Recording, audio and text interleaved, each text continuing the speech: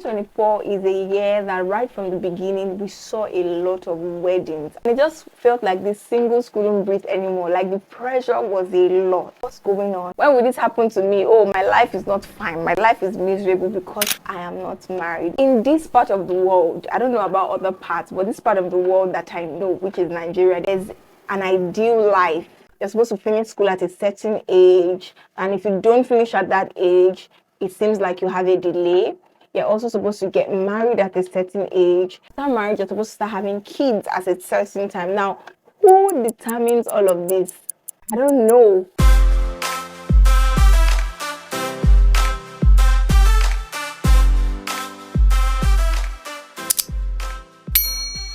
Now, let us talk about this. That is the world that we live in. Once you are done with school, the prayer point changes and it's like, I pray for a good husband, which is very fine. Those prayers are very okay.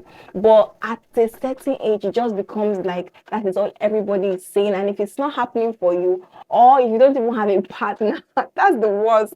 It seems like something is wrong with you. There's a pressure that comes with it, especially if you're someone that desires to be married and it's not happening.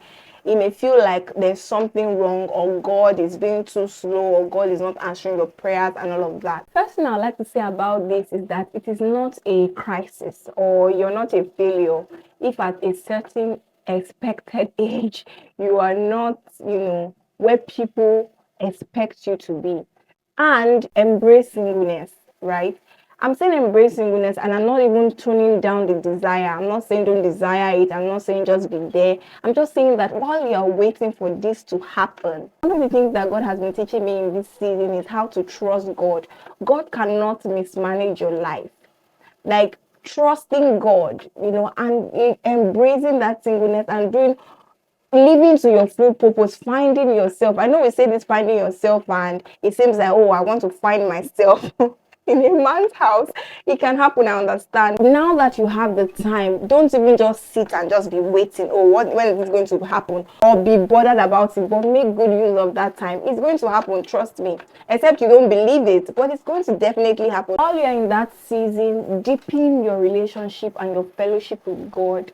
People have said this thing over and over again, but this is the time that you can. I know you can still do it. God bless you with a kind and good man, and you will be able to still have time to, have maybe retreat and all of that. But this is the time to spend time with God, fellowship with God, get all the instructions that you will need for life. And let me remind you, in case you have forgotten, that marriage is for a lifetime. So you would need to even learn about it. Are you actually prepared? To be very honest, I say this and I'm very thankful when I say it, that if I had gotten married like 2 years ago, I used to say that I don't even know how that marriage will be, because of all the things that I have, God has helped me. God has helped me relearn and unlearn, characters that are not, should I say, not godly, things like that. I did not have sufficient knowledge. Now that I know that it is work, and I know that it is a decision that is very important and that you don't have to rush into. I heard something from Pastor Sarah Marco recently, and she says that, while you are in any waiting period, you need to know God, because you cannot go into that season the way you are right now. So the more you're just waiting and not doing anything, you are delaying yourself. Like, you're not even delaying God, it's yourself. You are delaying yourself, because you need to just have fellowship with God, and He's going to teach you, give you instruction. He will change you. The Bible says that as we behold, we are transformed into the same image as God. So this is the time to, know God. If you're somebody that has anger issues and you go there, you may just be scattering your house and tear down your house. I've heard so many stories about marriages. So this is the time to get resources, learn, and all of that. But trust God, most importantly. Trust God. It is not a crisis. It is not a failure. Like I said, you need to have the mindset and believe that this would happen. But while I'm waiting for it to happen, I need to focus on these things, on my career. If you're somebody that is not kind, you need to maybe start learning kindness. If you're somebody that does not smile, like me, they tell me that I don't smile, I'm very stern. Maybe this is the time for you to network as well, if it's something that you desire. But the most important thing, like I always say, is that you're in the plan and will for God in every decision. And marriage is so big a decision that you don't want to do it alone. You don't want to do it alone. When you people that eventually they waited in their season and they waited, with God, and eventually happened for them, you can see that this is the plan of God. You can see, why. You can understand and know that, oh, this was heaven made, and this was made by God. So all I'm saying is that your life is not miserable. Don't even just sit and just be waiting.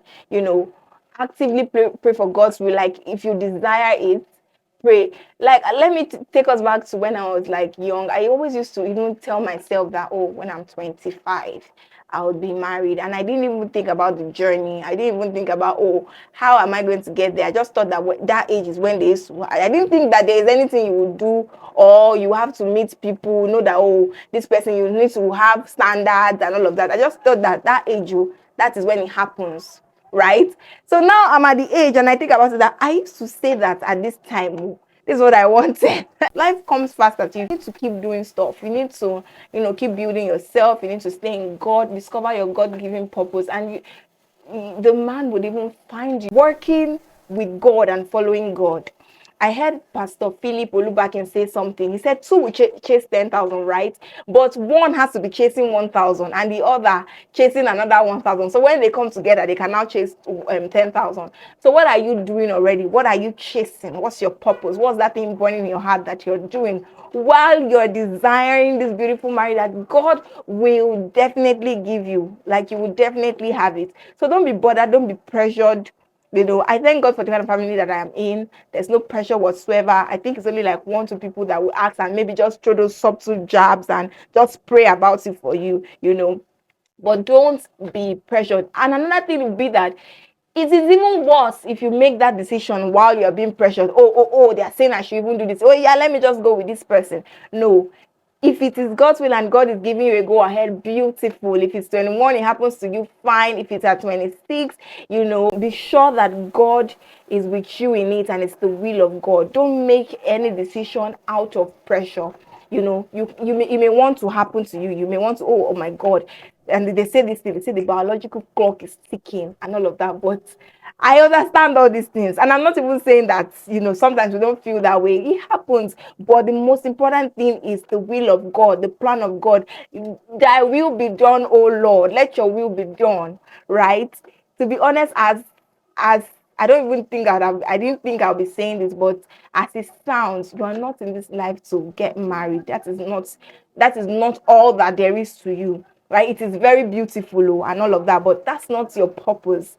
You are much, you are it's you have something bigger, you have things to do for the kingdom and for God, and it is beyond that. But I pray that if it's your desire, as it is mine, I'm just trying to be clear, that as it is mine, that it will happen unto us, but no pressure, no pressure. We're waiting for God's plan, and we're chasing him while we are waiting. Waiting and trusting in God simply means that you believe that his plan is the best for you, right? That God's plan is the best for you. I hope that you enjoyed this episode. I am not teaching you. I just felt I should talk about this because this year there was, tension, pressure, and all of that. And just tell me your thoughts in the comments. Talk about it. If you're feeling pressure, just let's engage in the comments. Till I come your way next time, keep living your best life.